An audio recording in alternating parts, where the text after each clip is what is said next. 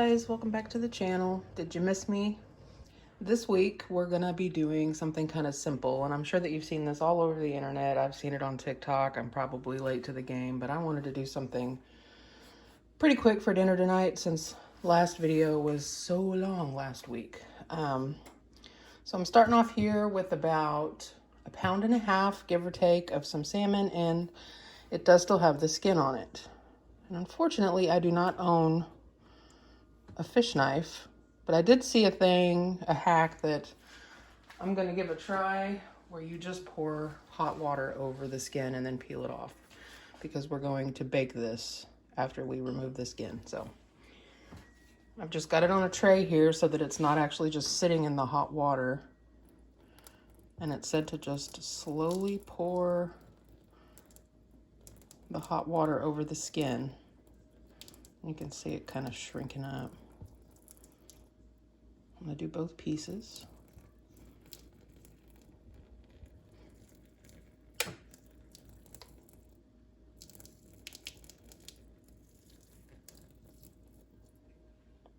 said to do it a couple of times.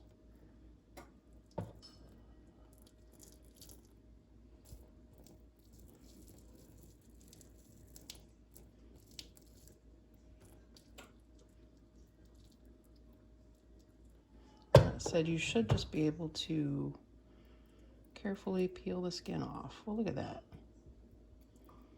Sure did work. So there you go. Not all internet hacks are crap. So I'm gonna go ahead and peel the skin off of this salmon, and then I'm gonna dump this water out of the bottom, and I'll be right back. Okie dokie. I went ahead and dumped all the water out of the bottom of the pan and kind of patted the back side of the salmon to get the little remaining bits of skin off. You're just gonna go ahead and season this with salt and pepper.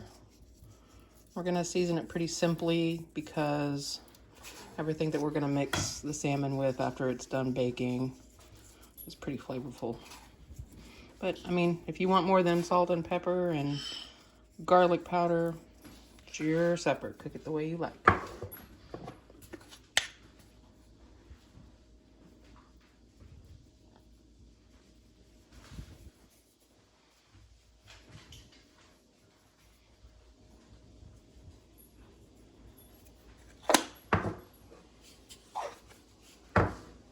This is just a little garlic powder.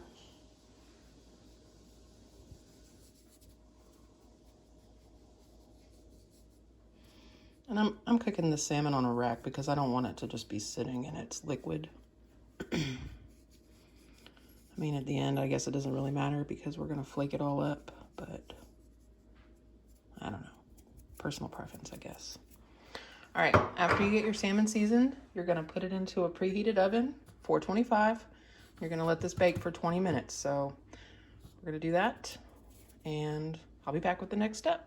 The salmon is done, and you can tell it's done by if you just take your fork and run it across it and it flakes. So I just went ahead and pulled it out of the oven and added it to this bowl, and I'm just gonna kind of break it up a little bit. I don't want to turn it into mush, but just kind of pull it apart. And it is still pretty hot, but it's going right back in the oven, so that is perfectly fine. It'll also help melt the cream cheese when we add it here in just a second. When you pull your salmon out of the oven, go ahead and turn your oven up from 425 to 450.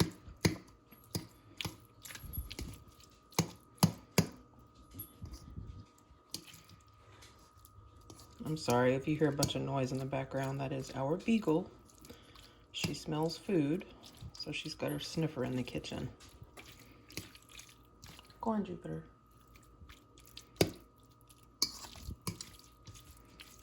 All right, I think that's good enough. So to your salmon, I'm gonna add about 1/2 cup of cream cheese.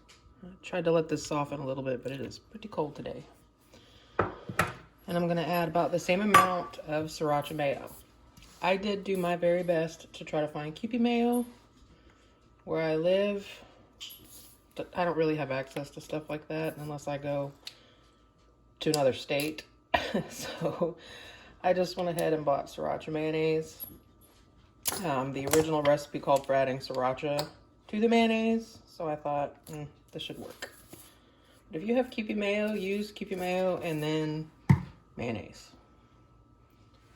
So just mix you're gonna add your sriracha mayo or your Kewpie mayo, and then we're just gonna mix all of this together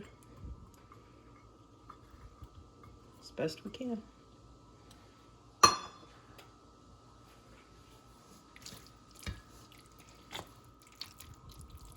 Probably should have microwaved this cream cheese just a little bit, but that's okay. I'm gonna change back to the fork.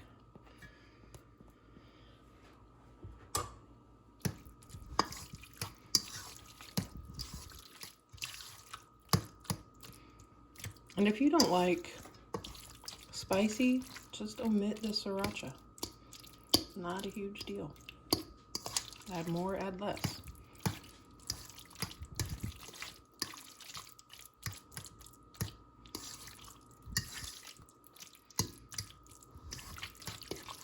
Okay. Get this stuff out of the way.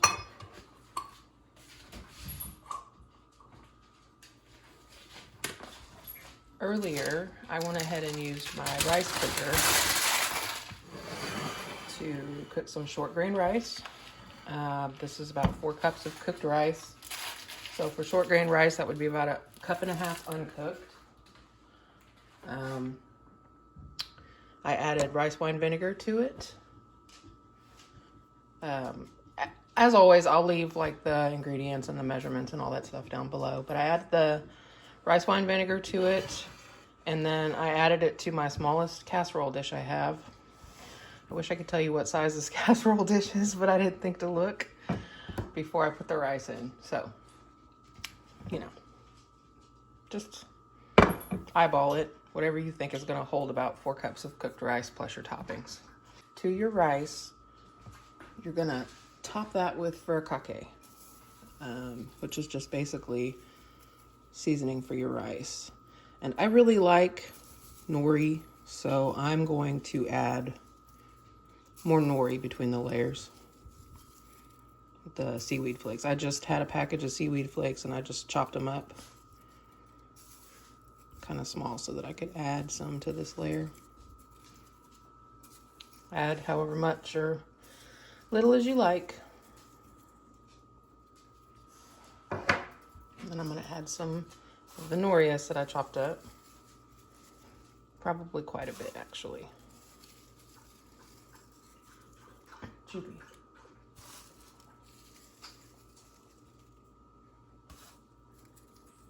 Okay. And then to that, we're going to go ahead and add our salmon mixture. I'm so sorry, y'all. Every time I get in the kitchen, the dogs decide they want to come in here and drink some water, eat some food, be nosy. So the slopping noises in the background, I apologize. This is why I normally voice over my videos. So just add your salmon mixture to the top and smooth it out.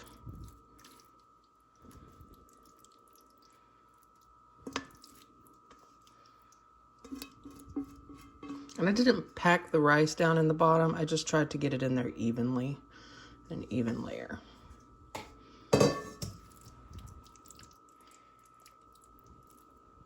Oops, big chunk of cream cheese. Someone's gonna get really lucky there.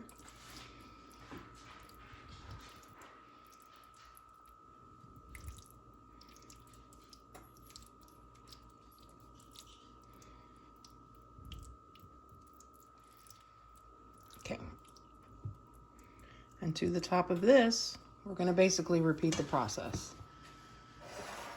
I'm gonna add whatever left I have of the nori.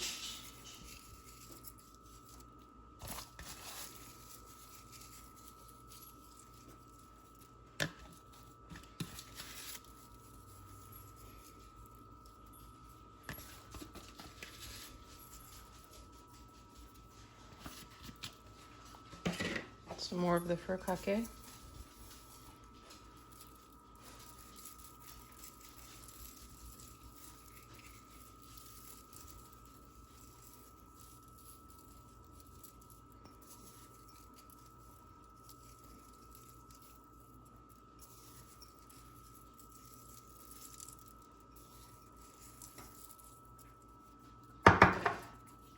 And then at this point, if you had eel sauce, that would be really good, drizzled on the top. If you had, you know, just the plain Kewpie mayo. I don't have either of those things, so I'm just gonna drizzle the sriracha mayo.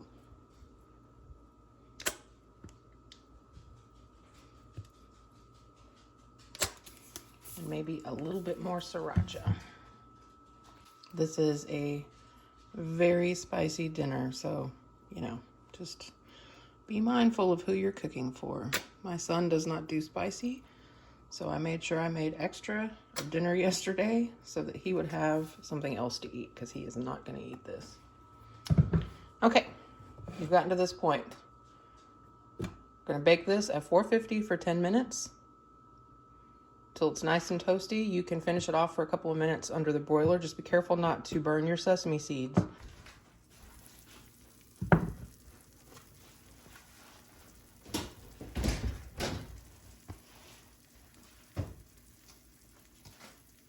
So it's nice and bubbly. You can see it bubbling around the edges, and the sesame seeds aren't burned, so it looks nice and toasty. When it's done, I just top it with green onions. And the fun part about this is it took like 30 minutes, and you can just set it on the table. Cut up some Nori sheets. I also did some really thinly sliced cucumber. Avocado would probably be very good with this, but you just spoon it out.